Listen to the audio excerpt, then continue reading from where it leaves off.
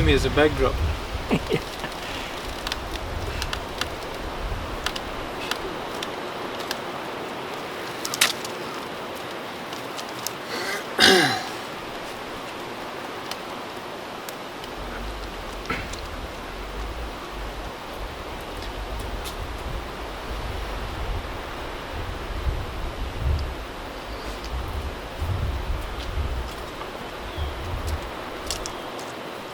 I was wondering if you could describe Nibbana.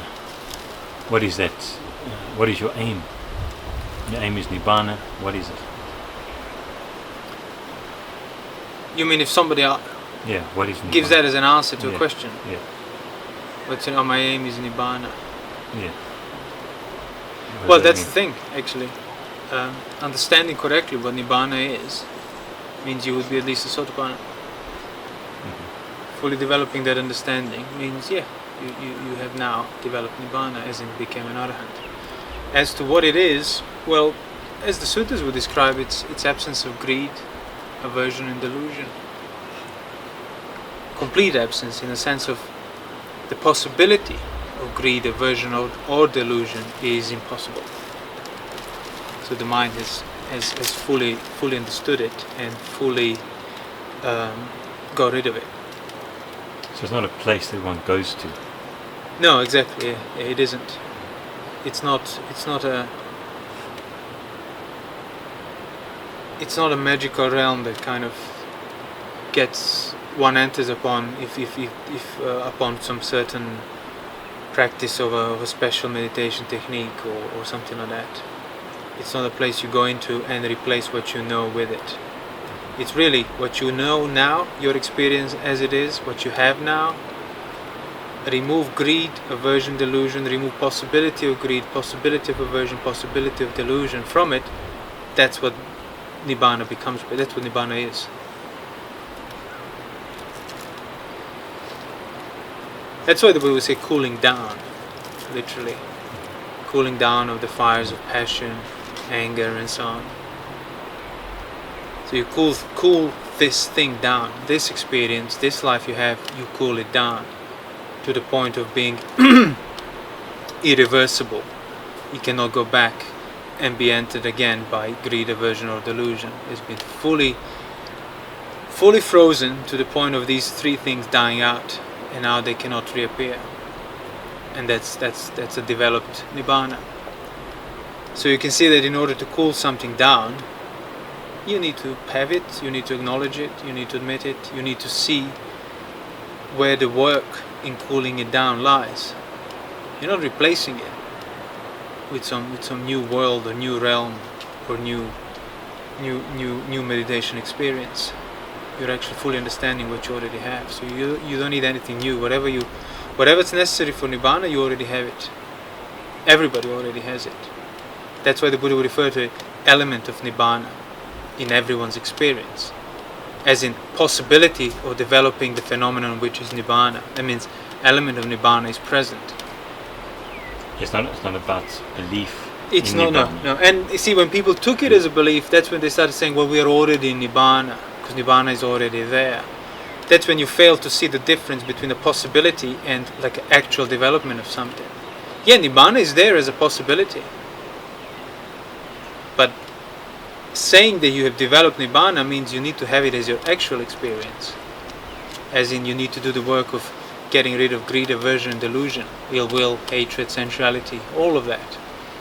So Nibbana is the perfected human being, and it's perfected or pretty clean. much. But then, see, perfected human being, basically, it's certainly a perfection, but you wouldn't refer to that person as a human being anymore, because human means going with the nature, going with the grain, going with the current, going with desires, going with the cravings and so on. That's what makes humans human. So you cease to be a human. Arahant is not human anymore. If that's the designation you would use for a human. But yeah, overall, sure, as an individual, he still partakes as a being in the human realm. But really what makes human are these things that you sort of undo and relinquish as an arahant, as somebody who's enlightened. Overcoming your humanity. Well, pretty much, yeah. First you need to overcome the immorality and non-virtue, but then you need to overcome that as well. That's why you're not really measurable by any human standards. He's not like a good human or a bad human, a good person or a bad... No, he's not a person anymore. It's done. He's abandoned, relinquished the ownership of the slightest sort of appropriation of his own senses, his own aggregates. Nibbana is also called the non-appropriation in English. Another right? Yeah. Sure. Non-appropriation, or the undetermined. The undetermined, yeah, because the things that are determined for a human, for an unenlightened being, are things that are determined by greed, aversion, delusion. So you remove that, and there is nothing determining things as mine anymore. Hence, that experience is the undetermined, the experience of the undetermined. But it's a real experience as such. That's why Nibbana is a thing, a phenomena, a Dhamma.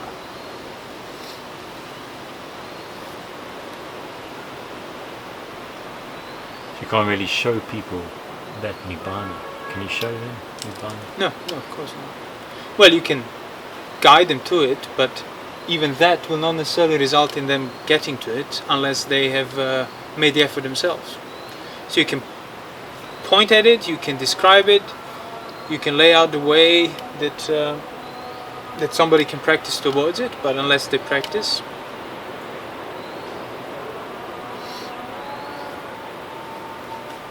it's like getting real, getting absolutely real. Sure. Being honest with your situation. It's up to me. It's not. Oh yeah, absolutely, yeah. Okay. Well, not just being honest with the situation, but also recognizing. The Buddha would refer to it as measure the task. Like a person would go and listen to somebody he deems wise, somebody who he deems that he can help him, and then he would ponder on the meaning of what's being said and what needs to be done. Once he starts grasping the meaning, he can see, oh, okay, this is the amount of effort, this is what I need to do to measure the task. And that is absolutely necessary in order to be able to do it. But most people don't, they kind of omit that whole thing of, hold on, what does this actually mean? It might make me feel good, it might be very inspiring for me, but do I understand what it means? When I read the suttas or when I face instruction that sort of directing me towards Nibbana, am I aware of the actual meaning of it, as in what exactly I need to do? And most people are not encouraged to think like that. So it's most like, okay, you're inspired, that's great. Now here is a meditation technique that you just do mechanically, and then the experience you have, if it's substantial enough, as in if it affects you significantly enough, then we can interpret it as Nibbana or as something leading to Nibbana. But Nibbana is not an interpretation. Any part of developing of wisdom does not partake in interpretation, certainly not by external terms. It partakes in direct understanding of the meaning of it, which then results in direct freedom from suffering, and hence that's the greatest verification of your wisdom. You know you're right because you cannot suffer amidst suffering. You cannot engage in ill will, you cannot engage in sensuality, you cannot engage in craving or distraction or delusion. And even if the whole world says, no, that's wrong, you know that they're wrong because you are the one free from suffering. That's why Arahant, Anagami, Sakadami, Sotapanna, basically, they're the ones that go... Well, Arahant is completely developed against the grain of nature and the outputs of the mind and intentions and cravings and feelings and so on. Sotapanna is somebody who he understood it. He understood what that is, but he hasn't fully developed it. He hasn't fully went upstream, so to speak. Because, it's, as I said, it's not like a theory or ideology that you're sort of justifying and making it like an argument proof or something. No, it's a directly verifiable in your experience. Why? Because you have the criteria: suffering and freedom from it, sensuality and freedom from it, ill will and freedom from it. So you're free from those things, not because you've been running away from those things, or you've been hiding, or sort of trying to manage the circumstances so you don't get challenged externally. No, you're free from those things because amidst those things the mind cannot be overwhelmed by them, so you don't engage. It's not even a matter of restraint anymore. It becomes impossible. Once understanding has fully taken place, it becomes impossible to suffer amid suffering. And as I said, that is the greatest verification a person can have, that they've been practicing rightly.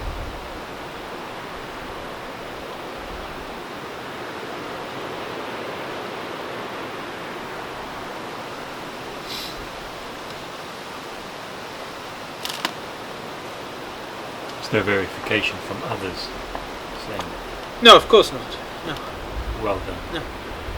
I mean, the others can verify it as they did in the suttas, basically, not by, yes, I see the magic blue light aura around his head, he's an arahant, but by talking to that person, interrogating them to the point of discerning the subtle meanings, and they're like, yeah, because an arahant would know what another arahant has to have understood beforehand.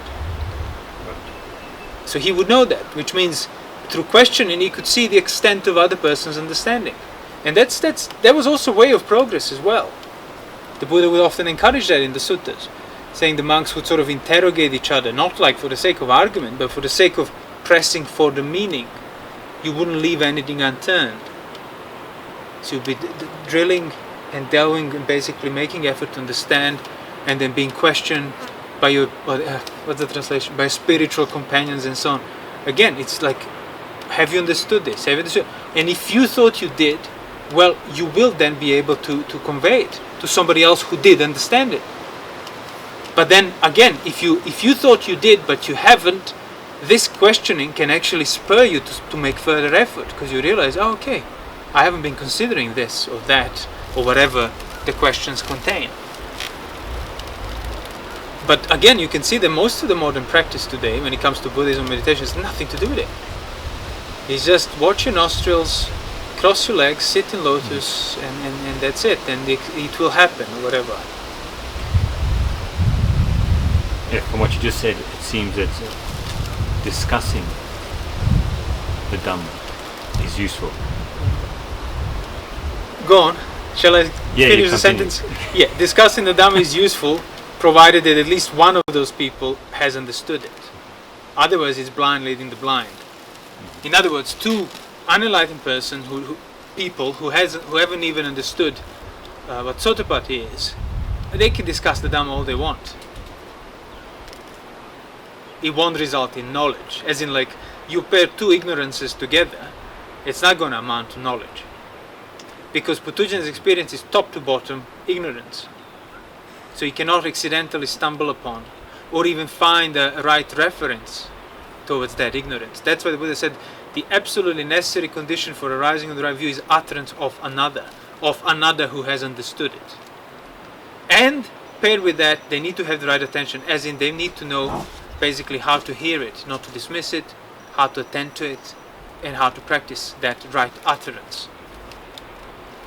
So then, once, see, for example, two Sotapannas could enable each other better in practice if they were to discuss it. Because it would just be reminding them of what they already know, but they haven't pressed it far enough in terms of understanding. Or even better, Sotapanna talking to an Arahant. But Putujana talking to Putujana, it can only remain Putujana. Or be dealing with mundane terms. Well, exactly. Yeah, like it might be helping each other how to manage their suffering better. But Sotapanna is not management of suffering; it's the first step of uprooting it. As in, you know exactly how to uproot it, and that's already freedom from suffering, to a great degree.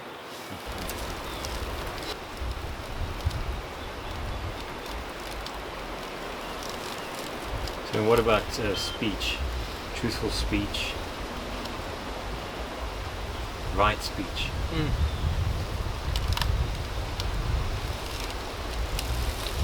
would you say, so you wouldn't say that discussing the Dhamma or your concerns, your spiritual concerns with other people who are also on the same kind of path, you wouldn't say that's right or Well, noble? well, if you define noble by that which partakes to like sort about your higher, then it isn't, of course. Now it can help people because, in a sense of, it can make them make the effort on the personal level further by having an intelligent feedback, even if it's another Putujana. What they should not expect is that the conversation, the discussion itself, results in some great epiphany. But in the same sense, you come across a new sutta or you come across other wrong view that then you actually understand better, and by doing so you clarify what the right view is. So of course that's all thanks to their personal effort towards understanding the nature of suffering and freedom from it. But yes, if the other person is equally sort of striving as you are, then that discussion can sort of just, well, at least hint at certain directions of your reflection and of your contemplation. Because both of those people say, well, I'm not enlightened. Are you enlightened? No, I'm not enlightened. So it's two unenlightened, honest, unenlightened. Well, no, yeah, exactly. There is a difference between that. You have sometimes people debating just because it's pleasant. Hey, let's have a discussion about it and just bounce ideas off each other. Well, I mean, that's utterly pointless. But if you know your situation, that you're a Putujana, you know that nothing sort of supramundane, so to speak, can come out of this discussion with another Putujana, but you do it just to highlight your ignorance further, which means you did begin with that self-honest attitude. But in that same sense, you don't even need the other person. Just pick up any philosophy book and look at like, okay, this is supposedly the wrong view, but have I understood it, why and to what extent and where exactly it's wrong? So by then, so you're not looking for faults. You're genuinely adopting that view in order to be able to understand the extent of it. And by doing so, that's why often the Buddha would describe all these wrong views that were present at the time, because by fully understanding their extent, one would be much closer to the right view. So, as I said, discussing with another equally intelligent, equally self-transparent person, that can help. Stop making noise. That can help. In the same sense, reading other books or other teachings can help. But not if you don't have that necessary self-transparent basis. Dandi, come here. Come here. It's okay. Come here. It's okay. That's it. Good. So ideally you want to be discussing these things with a Sotapanna, someone who has exactly. understood the Dhamma. Yeah, then you can, because otherwise I think it is just stabbing in the dark. And even if you actually do, even if you do actually stab something, you wouldn't know it. So that's what I mean. Like, hey, you can profit from it if you're already very self-transparent. In the same sense, you would profit from reading other views, other things, because you do have self-transparency. So you're not looking for faults. You're not covering it up. You haven't just adopted the belief that this is wrong, but you're genuinely understanding the extent of it and why it's wrong and how it's wrong. So for a person who wants to discuss with a Sotapanna, how can he find one? Well, exactly. He has no reference. Yeah. What is his criteria? Well, this is what his criteria. The closest to the right criteria can get is this self-transparency, being honest with oneself, and not being dismissive of other views, even if they are not pleasing to you. Because usually people's criteria for their views, opinions, ideologies, beliefs is basically emotional. This is pleasing to me for whatever. There is maybe a small kind of degree of reasoning involved, but mostly it's just this is emotionally pleasing to me, thus this is my view, and that's why I'm defending it, and that's why I'm criticizing other views. Not because I have understood my view or I've understood other views. No, it's just because circumstantially I adopted it, and now I'm defending it at all cost. So that attitude is basically the main impediment. That's like the wrong attention. When one looks, and the Buddha said that looking for faults in a speaker will prevent you understanding what he means. And by not getting the meaning, then you might actually sort of cross over a Sotapanna or even an Arahant who's been speaking, you've been listening to it, but you were not paying proper attention, as in you were dismissing it or not listening to it carefully enough, and that's it, it's gone. And your views, your wrong criteria remained unaffected, which means you're none the wiser even by like having a Buddha himself in front of you teaching you. So that's what I mean, if you're self-transparent, honest with yourself, so you know your situation, you know that you're not free from suffering, not free from sensuality or greed or aversion, and then you also recognize the inevitability of having to have some views, but you don't judge your situation through your views, you judge your views through a situation. As in, you can't help having views, but at the same time you recognize, well, I'm not free from suffering, I'm not free from greed, aversion, delusion, I'm not a Sotapanna basically. Which means the views that I do hold and regard there, I should put in question. Because it's because of those very views that I'm not free from suffering, free from greed, aversion, delusion, I'm not a Sotapanna yet. But people might think one thing, then they might think about the second thing of their views, but they'll never put it together and see that that's a contradiction. Because you can't have Puttujana's views that are right and not be a Sotapanna. Because right view means Sotapatti. So if you don't have the right view, you can't then entertain the notion that if you're not a Puttujana, if you're not a Sotapanna, if you're a Puttujana, you can't entertain a notion that you also have right views.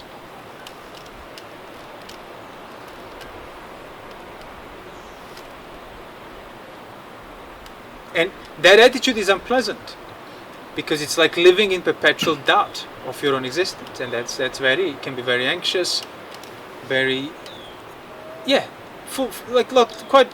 lots of sort of concern, because any single view that then you look into, you realize, well, this might be wrong. Then any confidence that you might have had as a Puttujana gets completely undone, demolished. But that's the whole point. So that's why when the practice of Dhamma, when thinking and reflecting upon views, it's not optional anymore. It's existential, basically. You need to do it. You need to clarify it because you realize the peril of it. You can't just simply adopt a belief that's... Well, you can adopt the belief, but if you are self-honest, if you do have that honesty, you wouldn't be able to. As appealing as a belief might be, you wouldn't be able to. You would be able to at the expense of self-honesty. But if you realize that self-honesty should not be compromised ever, then that's your safeguard against adopting and proliferating things just simply upon a belief. So then if you adopt something, it would be after heavy scrutiny. And even then, you wouldn't adopt it as a belief. You would adopt it pretty much as a strategy towards your practice of freedom from suffering. Which means if that strategy is not bearing any fruit and you're not free from suffering, you're going to be upgrading it or changing it, and you won't be afraid to do it.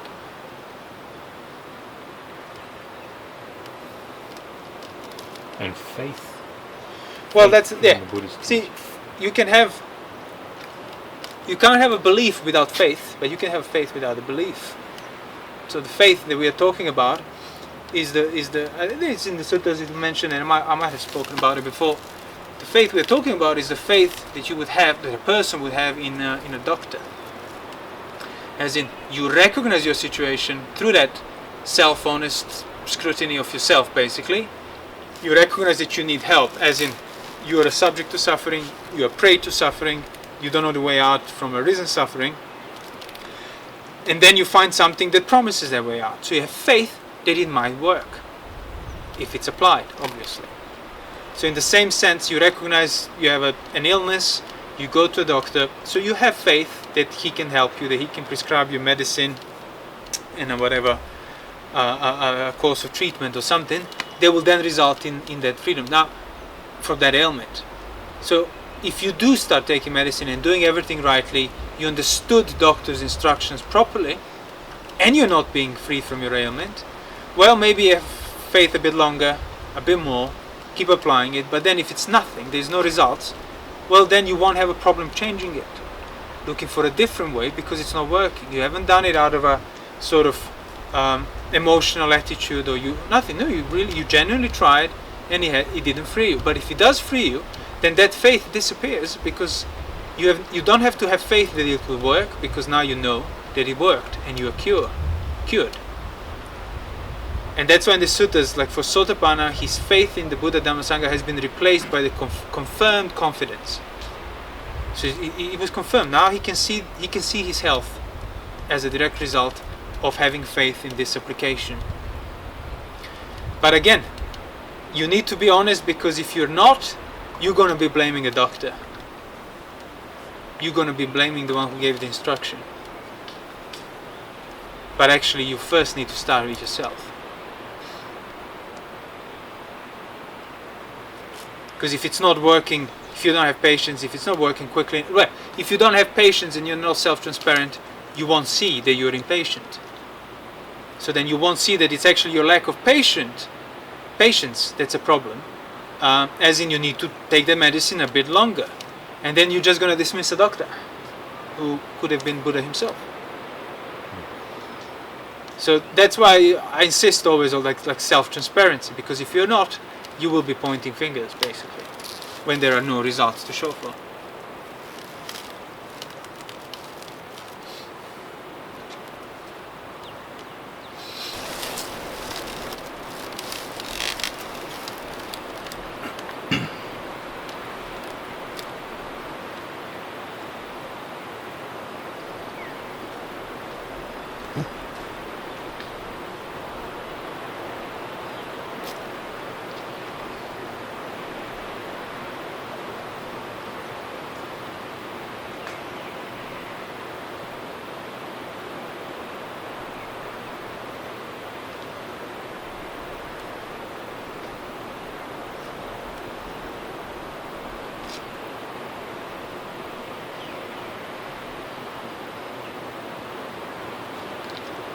So the instructions given by the Buddha, what are they? What was his first instructions? What was his first things that he tells people to do? There is suffering and there is freedom from it. Because you have... By the way, are you recording? Yeah.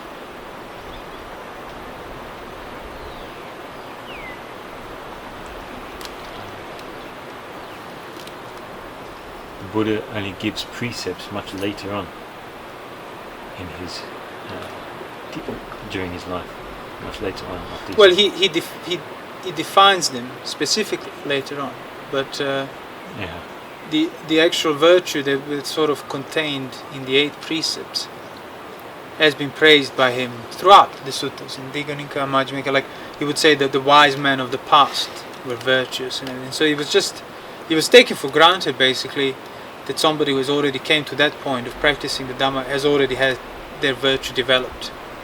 They've been restrained, moral, virtuous, honest, and so on. But where did they get those that morality from? Who? The people who... In the past? Yeah.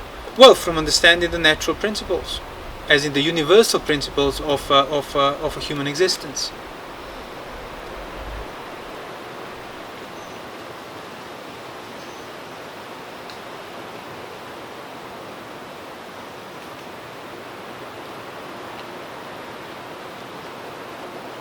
So understanding principles. Yeah. Say what if you understand wise virtues, it's already the beginning of wisdom. So you can also arrive at that understanding by taking virtue and faith, the faith we discussed. So you have faith that virtue is necessary in the same sense the doctor tells you, well, this medicine will work only if you follow a strict diet. If you're careless with what you eat, it's going to cancel the effectiveness of a prescription I'm giving you. But obviously some people will not have even that little bit of faith. But if they do investigate, reflect upon themselves in that same transparent manner, well, you would see basically that virtue is virtuous because it does not contain any existential discrepancy or contradiction. Which means, in order to arrive at it, you are already developing wisdom. Like, good things are good because they're basically aligned with the universal principles, with things that are most fundamental. So, like, for example, sharing and giving and charity is good. Like, why? Well, people say, oh, it makes me feel good. That's all secondary. Existentially, charity is good because it goes along the way of you not being owner of the things in the first place. Yet everybody starts with a sense of ownership. It's completely gratuitous, but everybody owns. Everybody immediately feels they're the owner of their body, their senses. Basically, through engagement with the world, through the tools, which are your senses, which is your body, you're fully identified with the tools. With the eye, nose, ears, and the mouth, body, and everything else, basically. So you don't know why, but they said giving is good. Well, giving is good because you basically deprive yourself of something to give to somebody else, which resembles the experience of non-ownership of that which has been owned. That which I still regard as mine, I give to somebody else. So you can arrive at it either through doing that and then contemplating it, or not doing it, but then you need to have discernment. But it's highly unlikely you're going to arrive at it through stinginess and complete sort of lack of any virtue, a basis of virtue, or charity and kindness. And you can take any other thing that's regarded as good and virtuous genuinely. You would see that it would be it would be mirroring, it would be reflecting upon some principles of your existence that you're living right there and then, but you're not aware of. Lying, basically, it's another discrepancy. There is a truth, you choose to override it. You choose to act upon that discrepancy and then perpetuate it as a non-discrepancy. And that's why it's unwholesome. Same, stealing. It reinforces that perverted pattern of human existence, as in, I am the owner of my body and my senses and things that I can gain through, to the point of then taking that which you perceive through your senses as not yours, as an extension of the very attitude that you have towards your own senses. Because basically you do become a thief. We might have all started as borrowing. We're all just basically renting this body and these senses, so to speak. They're given to us for our use. But the moment you start regarding as yours that which you have rented, you have effectively stolen it. Taken from Mara. Exactly, yeah. Yeah, the Buddha did say that. He said, because people take and use that which doesn't belong to them, they take it as theirs, that which doesn't belong to them. That's why the Mara controls them and does what he wants, and that's why they're subject to suffering and the whole death and misery and everything else. And then when the monks asked, so what are those things? He said, it's eyes and the objects, ears and sounds, nose and smells, tongue and tastes, body and touches. Those are the things basically that don't belong to you, that you're just renting. They're just borrowed jewelry, as the Buddha would refer to. But you start entertaining the notion that you are their owner, they are their own. And it's not like a metaphysical secret that you need to figure out in order to drop it, to not regard it as yours. No, you just need to dwell on the fact that they're not yours. Just need to keep really, really, really investigating the meaning of not mine, and then applying it to yourself. And then obviously in the most general terms, that's what the Buddha would describe, like, well, if you were the owner of your body, for example, would that body be subjected to sickness, aging and death? It wouldn't. See, many people think that, oh yeah, of course I understand that, I'm subject to all these things. But if you were to truly understand that, you would be completely free from appropriation.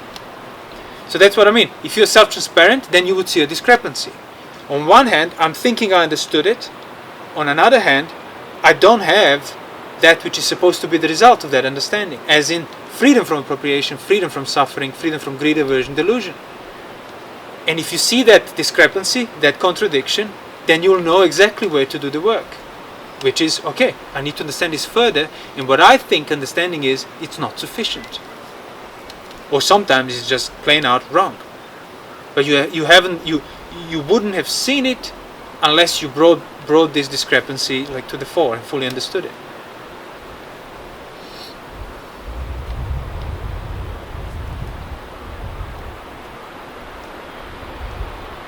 So initially one takes on virtue given from an external. Well, yeah, exactly, set of values or whatever. But you could see that in every society there is a degree of it, because it would kind of seep down into like, collective society awareness that's sort of among the like completely unenlightened people, but you still get the sense of it. Sharing is good, patience is good, all these things. It is good, but it's also good to understand why these things are good. Because then you can take it even further. Then you can discover virtue by yourself. Yeah, I suppose. Well, the Buddha did. So yeah, you could say that the Buddha did discover it by himself. But it's highly unlikely, because you would kind of need some pointers, some external reference point. You would develop it deeper without having. Yeah. Well, you can only take it so far. Basically, you could discover virtue by yourself to a degree, but not not fully understand it to the point of becoming a sotapanna, as in the one who has understood Sila, and thus he is free from Sila Bhatta Paramasa, which is virtue and duty. Fetter of virtue and duty he is free from. Because that's another thing. In order to understand virtue, you need to have it. You can't be a non-virtuous person and then understand the nature of virtue. You need to be having it present in your presently arisen experience. As in, you need to be virtuous, basically. But being virtuous in itself, it's nice, but it does not result in wisdom. And if there's no wisdom, there's no liberation. That's why obviously Sila and virtue, it's not the Dhamma. But that's why also Dhamma is impossible to arise without Sila. Because how can you develop understanding of Sila without Sila? Impossible. But many people don't see that connection, which is why that is the very first fetter of Sila Bhatta Paramasa. People think you must be virtuous, and yes, you do have to be virtuous, but then they think, okay, so I'm doing that, and now the practice of Dhamma and understanding is over here. I'm doing my meditation technique, I'm reading the suttas, I'm studying Pali, and I'm virtuous, so it's all contributing. No. Basically, you have the virtue, you have the morality, you have the restraint. You take it then further and practice like the sense restraint even of things that are not necessarily non-virtuous, but are not virtuous enough perhaps, such as pursuing sight, sound, smell, taste, touches. They are distracting. They are not necessarily rooted in anger and breaking of moral precepts, or rooted in sensuality and breaking celibacy precepts and so on, but they can be rooted in distraction and carelessness. So you stop doing that, and then you understand that very basis. You don't need to go elsewhere. You don't need some other, like, whatever, developing of some sort of supramundane concentration. No, you already have it in front of you. Now you need to start making the effort to cut through that fog of ignorance in regard to it. Don't just take it for granted that it's good. Understand it, why it is good. That's why the definition of Sotapanna is, he's the one who knows good as good and bad as bad. Putujana is like a virtuous Putujana. A good Putujana is the one who doesn't know good as good, bad as bad. So if you do want to practice meditation and contemplation, practice it within the basis of your virtuous behaviour and sense restraint. Not left, right, before or after it. Within it. As in, when this is. When the basis of virtue is present, me trying to understand it is also present. But the point is to understand that they are not found elsewhere, or they are not given to you through some sort of divine providence, through some sort of super concentration you developed, and then you have this great revelation. You develop it on the basis that you maintain. So you're maintaining the basis of virtue, and then you develop your understanding of it. That's it. And that's why for Sotapanna, who has understood the nature of virtue, who has understood good is good, bad is bad, all he needs to do is continue practicing Nekkhamma Sankappa, as in the Veda would describe it. Renunciation. Thoughts of renunciation, basically. So being virtuous and sense restraint and practicing thoughts of renunciation, and that in itself would then result in arahantship, because he has understood that. So through doing it, he's developing that very understanding of it. And that's how you would also, as the Buddha would often encourage people to see the danger in the slightest fault. That's how you would start seeing the danger in the slightest fault. Oh, it's just a small thing, doesn't matter. Big thing or small thing, if it partakes in the nature of unwholesome, it's unwholesome. Thus, it's directly against the principle of Dhamma, the universal principles.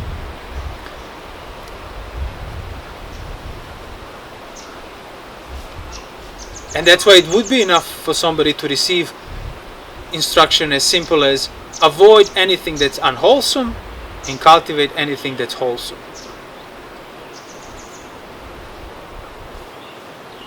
As they did in the suttas, the Buddha's foster mother, when she asked for that instruction, and the Buddha said, it's like anything you know it's unwholesome, abandon it, and anything you know it's wholesome, cultivate. And then she went for like seclusion for 3 months and so on, and came back an arahant, fully enlightened, fully freed, basically, because she fully understood it. And you could see how many people today, oh yeah, of course, this is bad, this is good. But if you were to truly understand that, you'd be this Sotapanna. So then, if you think you have a knowledge of what's good, what's bad, ask yourself, are you Sotapanna? Are you stream enterer? If the answer is no, then don't take that knowledge for granted, because it's not sufficient. I mean, it might be good and sufficient for mundane terms.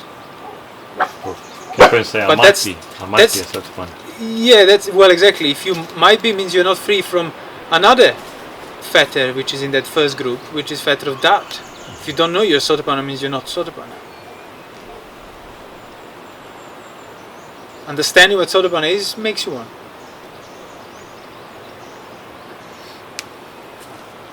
Understanding what Sila Paramasa is frees you from it. Understanding what a self-view is frees you from it. So you can't say, I might be free from self-view, but I don't know it yet. It means you're not.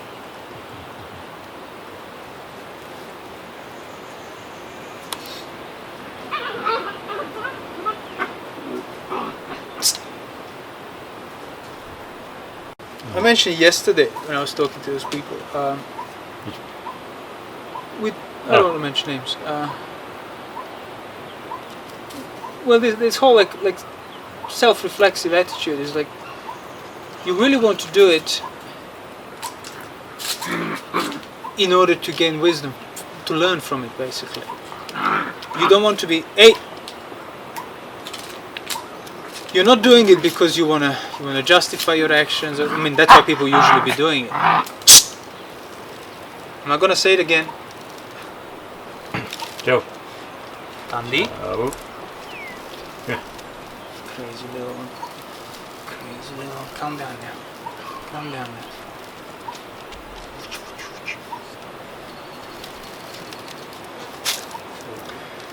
No, you really want to ask yourself, basically, like say when it comes to practice of Dhamma, why are you doing it? Like really clarify, like, where do you want to arrive with it? What's the goal? And just, or in general, in any areas of your life, basically, just ask yourself, what do I want to do with my life? What is my purpose? But don't ask and expect immediate answer or something like that, but ask and then think about it. And then if the answer presents itself, well then question that answer. Because most people would be going through life basically like, I don't know if there's an English expression, but certainly back in Serbia, like a headless fly. Headless chicken. Well, like a fly that doesn't have, and it's just flying like mad left and right, hitting into windows. It's still flying, but it doesn't have the head, so it doesn't see where anymore. Mm-hmm. And most people would actually be able to help themselves if they just stop for a second and ask yourself, like, why am I doing this particular thing? What for? Why do I want it? What do I want? Most people don't even know what they want. So you're just like habitually scratching the itch, like a numb animal basically, and going through things as they arise. So the attitude would help, even in terms of like an ordinary lay life, somebody who's not interested in greater development of the Dhamma or so on, but let alone for somebody who does want to practice Dhamma. It's just completely necessary. You need to develop that self-reflection, that transparency, and that kind of scrutiny of your own self, of your own thoughts, of your own intentions. Because it will force the correct perspective upon you. You can't have it willingly. You can't just willingly adopt the correct perspective. Because any perspective you know of, it's already a perspective that's affected by greed, aversion, delusion. So just ask yourself, where do I want to be in, say, in 1 year time or 2 years time, provided I live that long? Like, what's my purpose? What's my goal? Or you can basically review things that you already got committed to or engaged, and just like, well, why am I doing this? Why am I still doing this? Why did I start doing this? And see where the answers come up. You want to be successful. Okay, so what for? Say I'm doing this job because I want to earn money and be my own boss. Why is that a good thing, being your own boss? Why is that something you value? Well, the answer would be because it's unpleasant to have somebody else telling me what to do. Okay, so why is then the unpleasant experience of having somebody else tell you what to do, why is that a problem for you on the personal level? Why can't you just remain indifferent towards it, equanimous, and just do it? Why is it a problem? Well, it's a problem because it's making me suffer. So suffering is a problem. So now you're doing this job 10 hours a day, earning loads of money, trying to start your own business, just because you don't suffer. But is there a guarantee that you won't suffer after all that effort you put in? There isn't.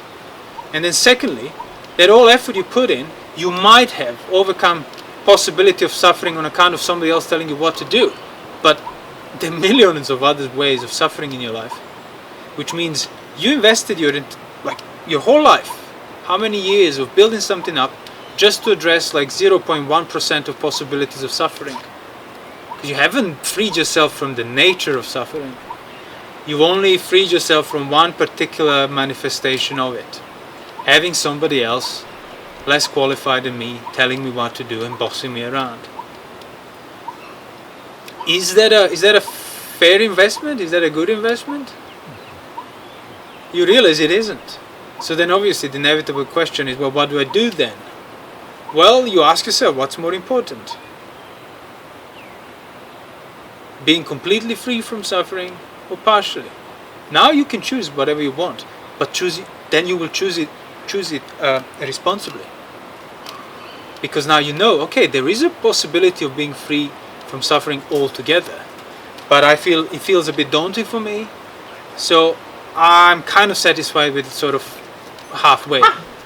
But that's fine, but then you will take responsibility for it, which means when the other half of suffering that you haven't freed yourself comes your way, you won't be blaming others, you won't be resorting to ill will, psychologizing your suffering, finding excuses for it. No, you'll accept it as part of the deal that you accepted when you clarified your perspective and your goals. But if you haven't done that, everything will always be someone else's fault, and you're not going to be responsible for anything you do, yet you're going to be equally bound, even more probably, with suffering, and you won't be able to do anything about it. Which means your efforts are completely misdirected, yet that was the goal from the start. And now for somebody who does practice Dhamma, just again ask yourself, well, why am I practicing the Dhamma? To be free from suffering. Well, is my current way of practicing, is it contributing? Well, yeah, I hope it is, but do you know for sure that it is? Well, it must. Well, that's not the right answer. It must be contributing because I've been doing it for 20 years. If it's contributing, means your suffering is lessening. Means possibility to suffer is being lessened, fading out. So you need to be honest and admit, because the answer might not be a pleasing one. Especially if you invested 20 years in practice and you still can't tell whether you're anything closer to being free from suffering. But that is the absolute necessary step. For as long as you ignore to address it in such direct, non-compromising manner, you can be practicing for hundreds of years and still remain a Putujana. And sometimes all it would take for you to stop being Putujana is that. Just admit that you're a Putujana. That doesn't, because some people might have actually done the right practice, but they don't know it. But they can only find out once they admit that they don't know it. And then if it were right, their efforts, their reflection, then they, oh yeah. But because they are too afraid to go that way, they'll never find out. And that's why they won't be a Sotapanna. And that's why it's their great loss.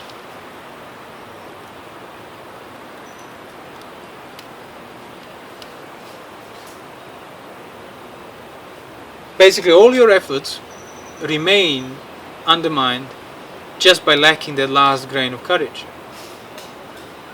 Just admitting to yourself that you don't know, truly, on that existential level. Even after so many years of practice, of so-called practice. Yeah. Of trying to. Yeah.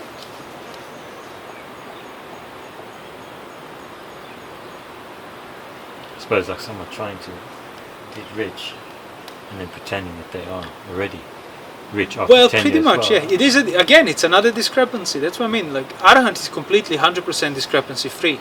Any discrepancy in the existential is impossible. That's the definition of an Arahant. So if you start recognizing that, you would see exactly, yeah. So I'm practicing, or let's say I'm working to be rich, but I'm not rich. So I can be blaming others, or I can accept others as a factor in me not being rich, and then incorporate it in my efforts, and then upgrade my efforts. But only once I admit that I'm poor. If you don't admit it, yeah, it will be everybody else's fault that's preventing you from getting there or whatever, and you're still going to be doing the same things because of which you're not getting where you want to get. So you won't be questioning your efforts of getting rich, acquiring wealth, despite your immediate poverty. So is there like a time period that one could say you can try a certain... Well, that's what we go back to the very first thing we started talking about, the faith. And then, yeah. So you have to have some faith, and you have to give it some time. But yeah, after a while, you might even have to cut your losses and just restart. Because you're not doing it for the sake of doing it. You're doing it to be free from suffering. You're doing it for the goal. You're doing it for the fruit. You're doing it to arrive at that degree of liberation.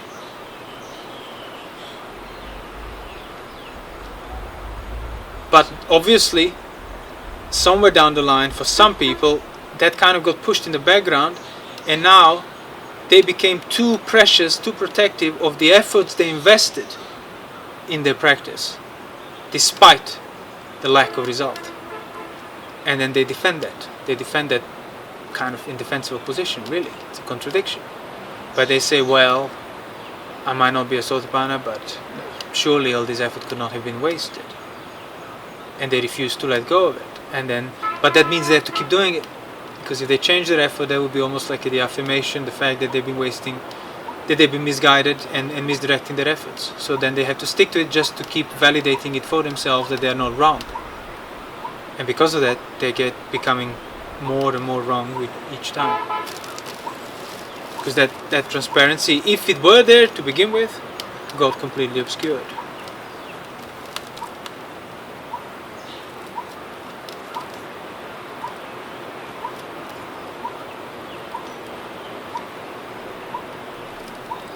So basically, question yourself and be honest. Don't fabricate, don't push for answers. Just be honest. Like, where am I at with my practice? Am I complacent? Do I think I have time? As in, how long will I live? All these things. And you read the suttas, that's all the time he's talking about it.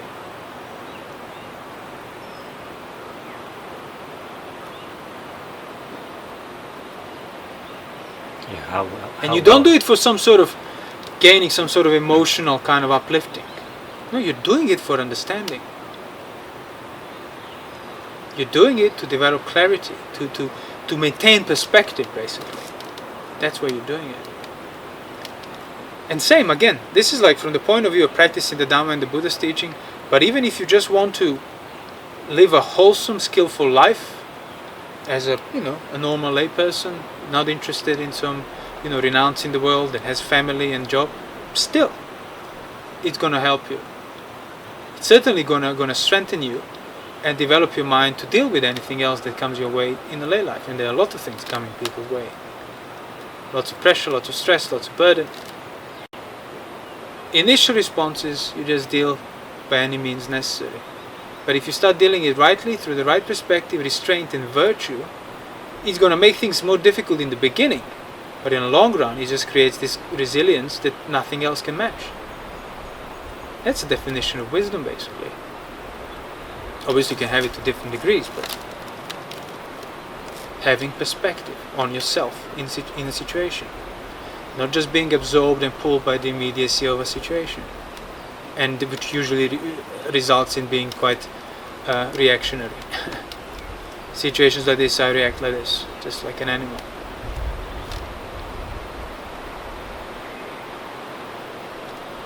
And it's also useful before, like if people, the sooner people start thinking like this, better. As in thinking in terms of self-reflecting and really questioning themselves all the time. The sooner the better, because you would have committed less in life, as in started a family and now you have people you have to look after and so on, that you can't just turn your back on. But even then it's not too late, because there is no end to a human proliferation in the world, to the proliferation of sensuality and the wrong view and lack of restraint. There is no end to that. The only end to that is self-reflection. They will then prevent you from proliferating carelessly through greed and ill will and wrong views and hatred and whatnot.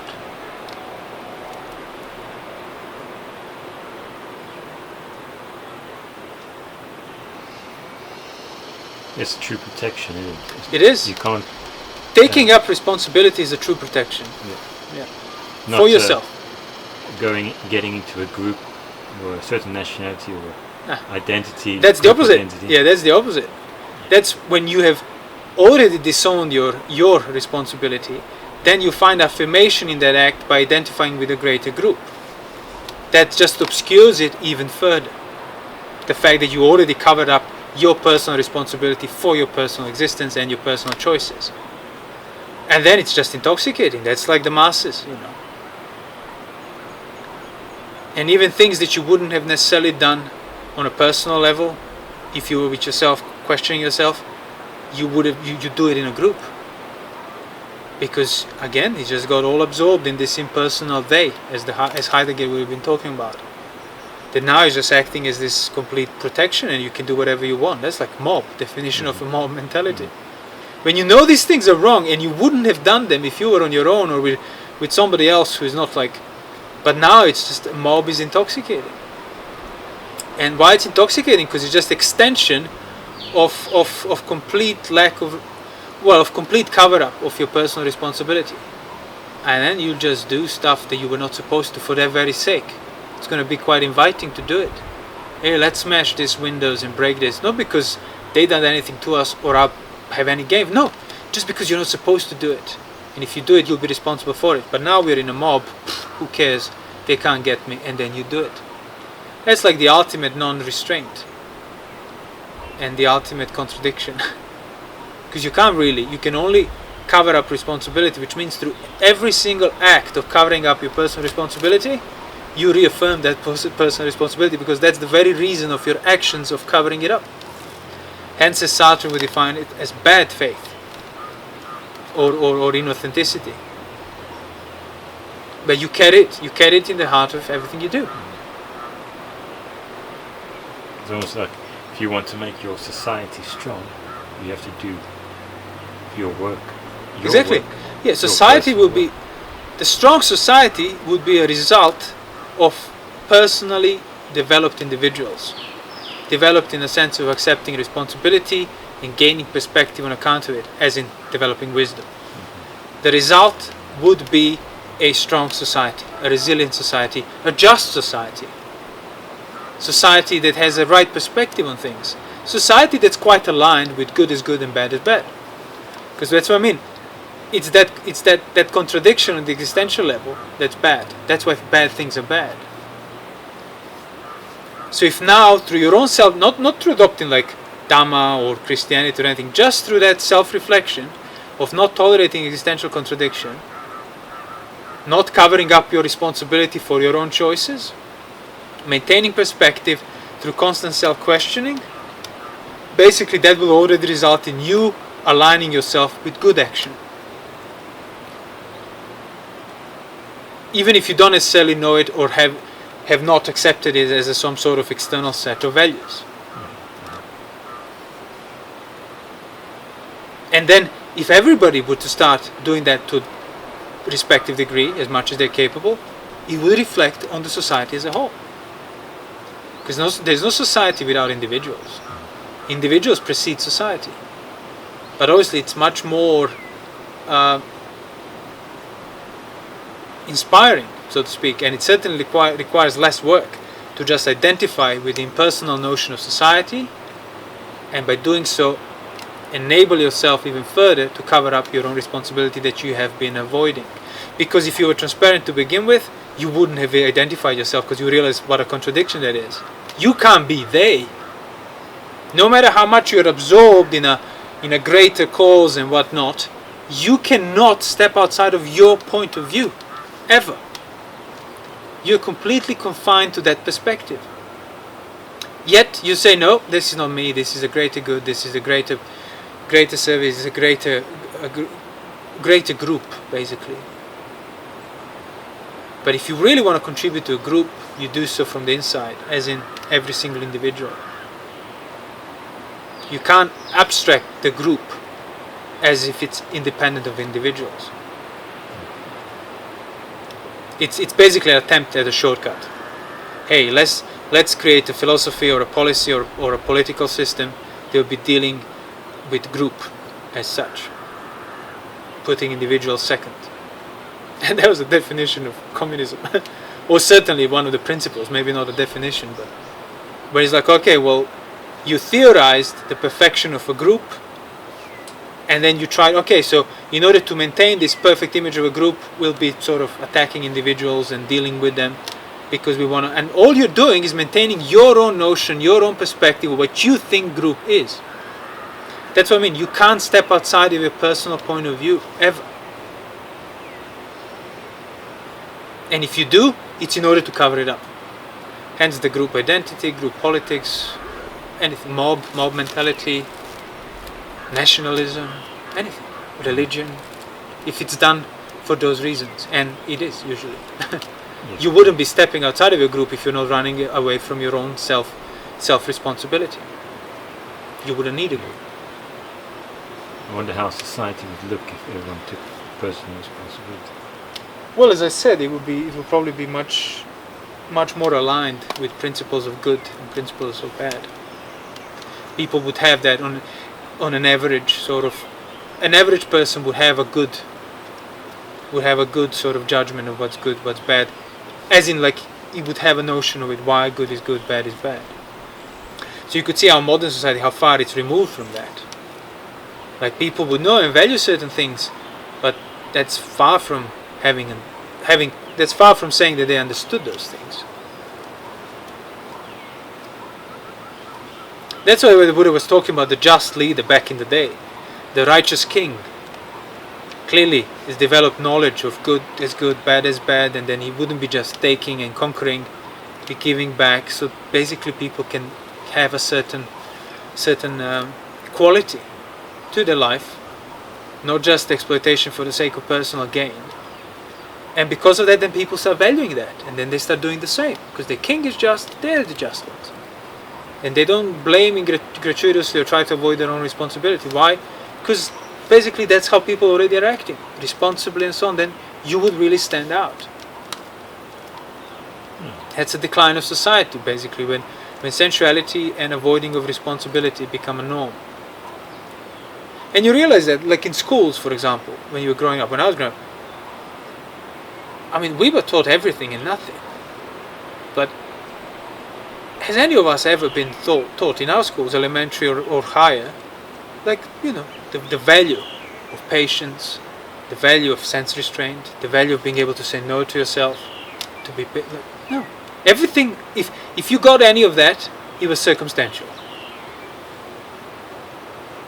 And I think that's quite universal. I don't think, like, the whole notion of school back in, the days of the ancient Greece was to enable people to go through their life more wisely, to be able to deal, to basically to create a perspective for them they will then create in a better life for them.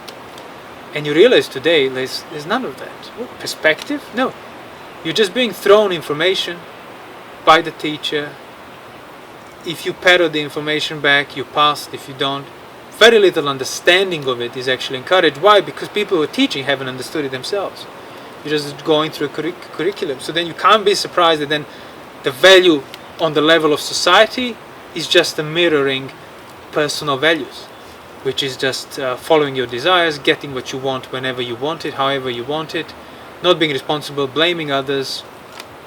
It's kind of a norm nowadays.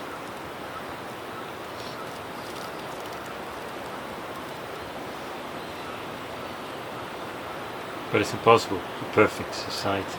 It's impossible, yeah. The perfect society would be basically a sangha of arahants, but that wouldn't be a society anymore. Yeah. That doesn't mean, of course, that a person should not be aiming at perfection internally, personally. Because aiming at 100% will at least mirror 20% into society of good. Yeah, 'cause that's not the that goal then other anyway. people can learn from. Yeah, that's not the goal. Is not to perfect society. No, that would If be it was, basically like, think of society as like a generated image on account of operating individuals, and it's that operation of those individuals, their actions, that's the problem. Generating image of it is just a symptom of a problem. So you could basically see the problems of individuals by looking at the problems of society. It would just be a more general projection of it. By you trying to deal with the problems of society on the level of society, it's like trying to deal with the projection of a problem, not the actual problem. That's why you can use it to learn from it, to maintain perspective, but the problem is undone on the personal level through that responsibility and self-reflection and questioning and natural virtue that will come out of it. Then the projection will change. You'll be projecting those things, not the lack of those We're things. going to say like communism. Now we'll try a type of socialism, or a type democracy where Yeah, sort everything out. yeah, exactly. Or let's Adopt replace this kind of arrangement of society with another arrangement, with a different system. But again, that's missing the point. That's just basically fighting over types of projection, or fighting over ways you should be dealing with projections. But you're not uprooting the actual problem that is being projected. And again, that attitude in itself is a projection of the individual attitude towards your own problems. Like when people suffer, when people experience difficulties, they don't necessarily look into themselves as in, is this a projection of my attitude over my actions? No, they want to manage it. They want to manage the problem. They want to remove the problem. They want to get rid of the problem. So that's what I mean. Everything on the level of society is a projection from the level of individuals, whichever prevails. And that in itself is already a projection of the individual attitude that people have in regard to their own problems and suffering. Oh, I have a problem. Well, who caused it? Well, if it's me, okay, well then I'll either apologize or whatever, let's pretend it never happened. All these things are management of the problem that has already arisen. Yeah, you can do that, but that's not uprooting the problem. Don't confuse the two. Uprooting of the problem is then reflecting further and saying, okay, but will I in the future then cause the same issue for myself through my careless actions, for example? Or will I be able to prevent it? How can I prevent it? And that's a true definition of learning from your own mistakes, like trial and error. Where you want to look beyond, not just to deal with this particular issue that has arisen, but to basically extrapolate a principle that you can discern, they can then help you not make the same mistake in the future. And if that's your attitude towards your own personal existence and actions and responsibility and choices and so on, and that's the attitude of other people as well, that will be reflected in society then.